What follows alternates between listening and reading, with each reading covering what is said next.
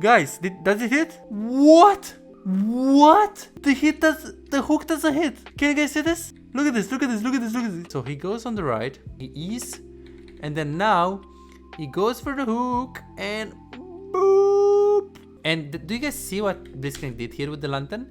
The moment he hooks, he knows that the only way he escapes is with the lantern. Instantly puts the word on the lantern. Absolutely amazing player. But he still gets it because Gumayusi has special alien hands, how I like to call it. What's going on, guys? Besides here, and into this video we're going to dive into the Gumayusi secrets and techniques that he uses to climb very hard. So this is a game that I'm gonna analyze where Gumayusi played Draven, AD carry, and he actually played against Faker. How did he win? Well, first of all, did he win? Did he lose? What did he do in the game? And let's see what are the techniques that he is using right now in this video. The techniques and methods are gonna be revealed. This channel, I'll post videos for people that want to improve and get better very fast. So if you want to make sure you don't miss out anything that will happen on this channel, go ahead, like, subscribe, and hit the notification bell. Before we start the video, if you want a free OPGG review of piece of coaching that is absolutely free, with an OPGG review, you can 1. Identify most of your biggest mistakes that hold you back from climbing. 2. What should you do to improve faster? And 3. What are the best champs that you should main in this meta? And more importantly, are the champions that you play good in the meta? Everything for free. What you have to do is right now go ahead on twitch.tv besides lol the stream, follow the stream and say hi, I want some help, and you will get it instantly. Enjoy the video.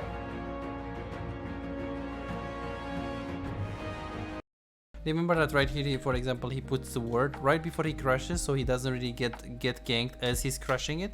What he does is that he's simple. He's like, hey, all what I want to do is to crush this wave, because this wave is in a very bad position, so right now it's frozen to their side, so all what I have to do is to crush this wave. But he makes sure he doesn't die first, so he goes for a ward. Of course, as he's going for the ward, all of the minions are pretty healthy right here, so he doesn't really lose anything, and then he just goes for the minions. Very, very good. And then they're hard shoving. The reason why they're hard shoving right here, even though the wave is coming into them, and by the way, if you guys don't know, once you crush the wave into the tower, the next incoming minion wave should bounce into you. So the term bounce means it's simply coming into you. The reason why they are pushing is because Needle is behind and they want to set up a dive. When you have Gumayusi in SoloQ, you just do it. You just play with Guma. You don't play with anyone else. So Gumayusi is gonna ping, just gonna try to do this, and it's easy peasy. They just get Guma gets a donation, 2 kills by the boys.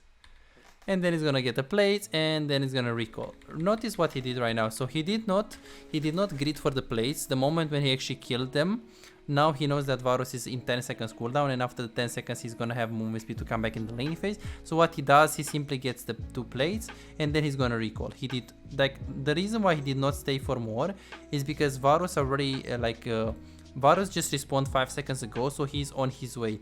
So if he knows that Varus is on his way, and he knows that by getting the plate and eventually trying to recall after, he might have a chance to get stopped of the recall, then he just prefers to not push the wave. He just prefers to not to get 3 plates. He just prefers getting less money, less resources, if he's not sure if he can get his recall or not. This is the concept that this guy does. Because in Challenger, they always stop recall. Challenger Master Tier, people really know their limits, and they know where you are, what you want to do, what you're going to do in 10 seconds, what you're going to do in 10 minutes, what do you want to do with your life, what is your mother doing. They know, like they know everything. They know everything. It's really important. Like high elo, people know how to play the game, okay? People know how to play the game.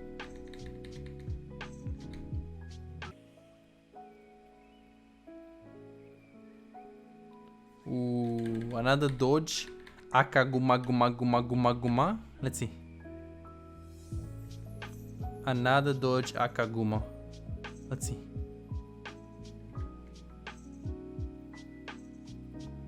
Look at this, guys. Woo! Walking up and baiting the Hookerino in 5, 4, 3, 2, One Gumayusi. Dodging. I don't know crap, and I'm challenger tier. No.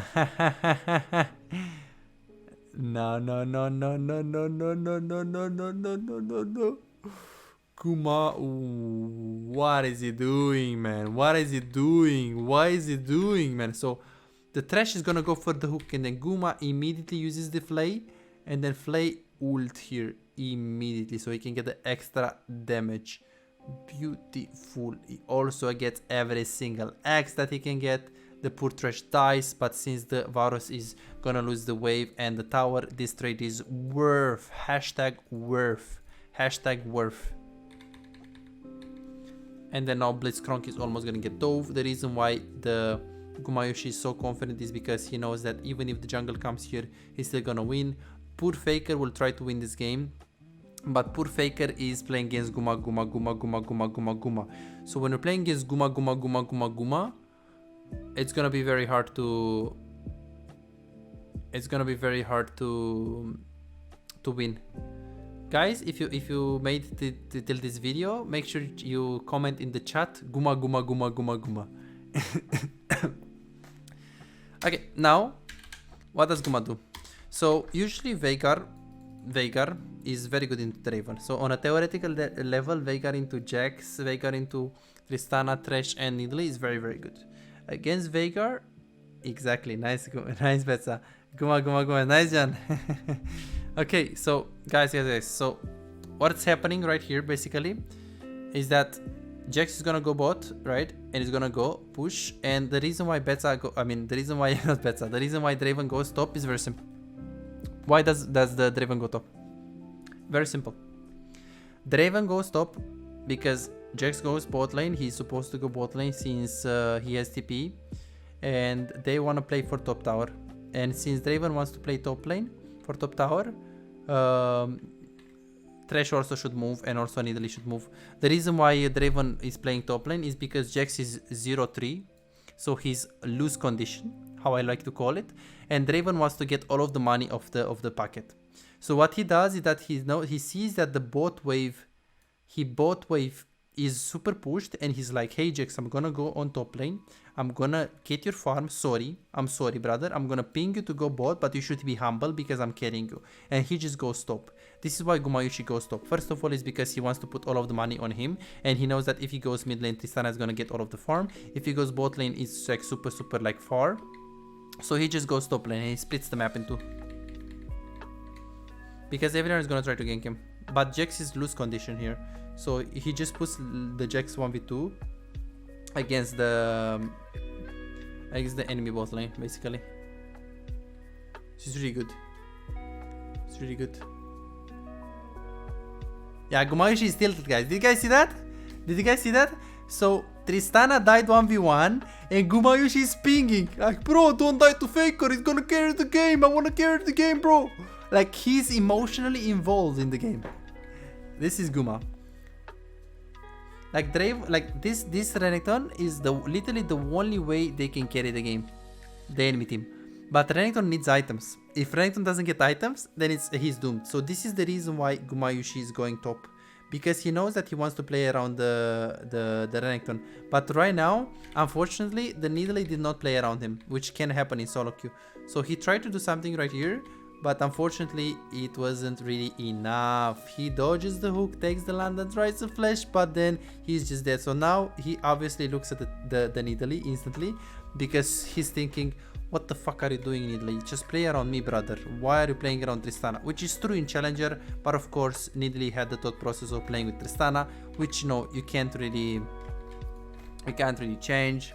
This is solo queue. People are not gonna play around you, even if you're Gumayusi. So what we can learn, guys, is that not even Gumayusi has a jungle. So if you play solo queue, you should never have expectations on your support or of your jungle.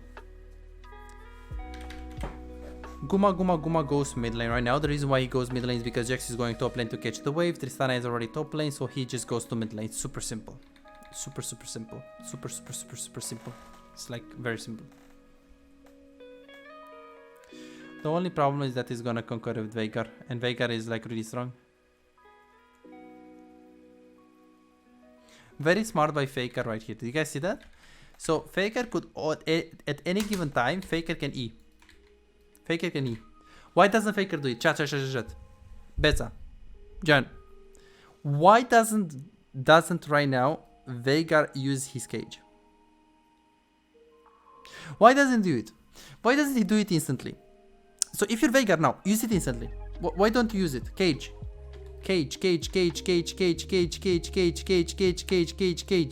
Just cage. Why doesn't he do it, guys? Do you know?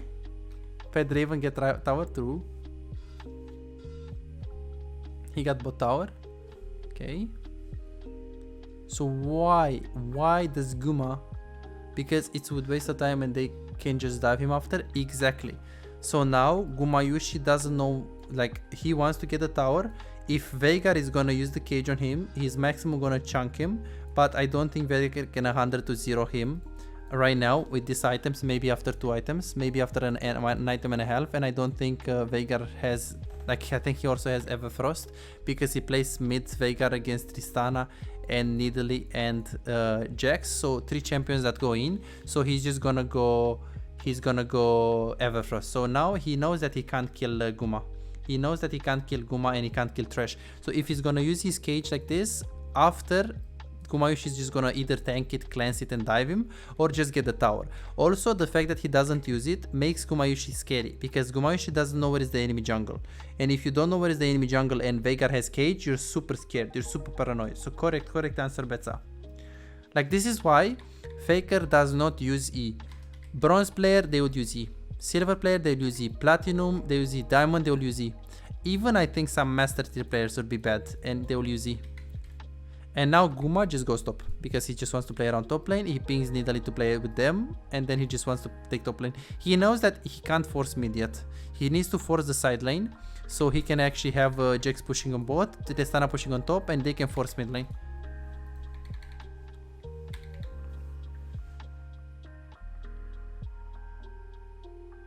Oh, this is super simple.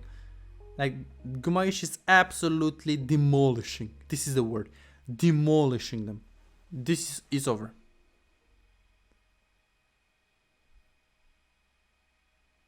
It is just over. It's GG. It's GG. GG. GGBG. It's over. It's just over. Gumayusi gets the tower, push the wave, then goes to mid lane. He goes mid lane right now. Why does he go mid lane? It's very simple. Top wave is in the middle, like it's even, so he could go top. Mid lane is pushed by Tristana.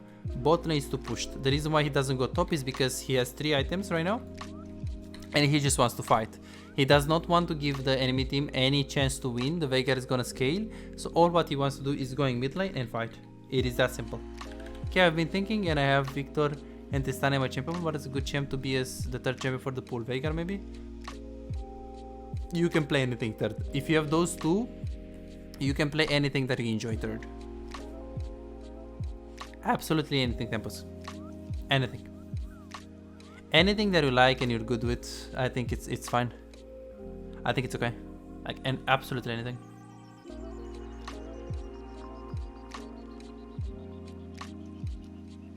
Holy Guba, Guba, Guba, Guba, Guba, Guba, Guba, Guba.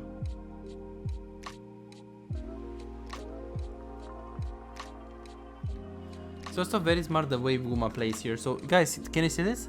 Okay, thank you for the help. With a lot of pleasure, Tempux. You're always welcome to come on the stream, man, and ask anything, man.